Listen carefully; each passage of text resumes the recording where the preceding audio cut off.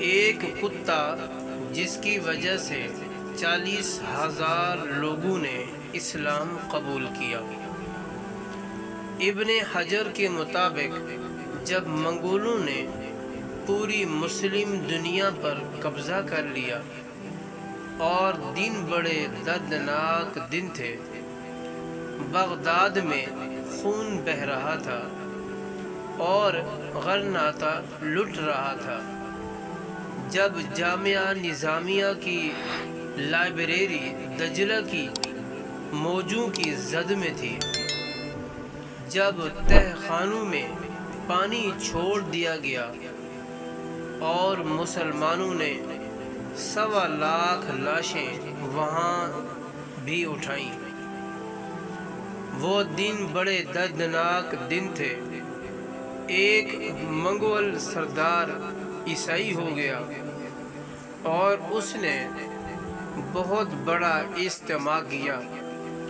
ابن حجر لکھتے ہیں کہ اس بدبخت عیسائی بادشاہ نے دریدہ دہنی کرتے ہوئے حضور اکرم صلی اللہ علیہ وسلم کی شان میں گستاخی کی، تو اس بڑے اجتماع کے اندر ایک بھی مسلمان نہیں تھا۔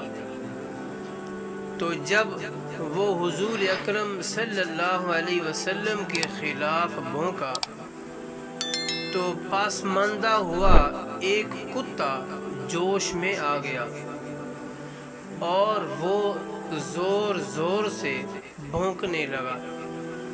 سب نے اسے کہا کہ تو مسلمانوں کے نبی کے خلاف بولا ہے، اس لیے یہ کتا زور زور سے بھونک رہا ہے۔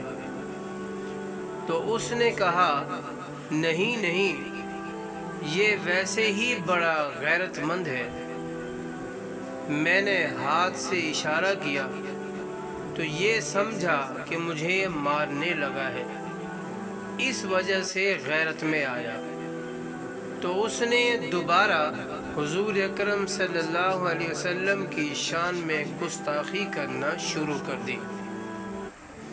اتنا مجمع تھا لیکن اس میں سے کوئی بھی حضور اکرم صلی اللہ علیہ وسلم کا غلام نہیں تھا۔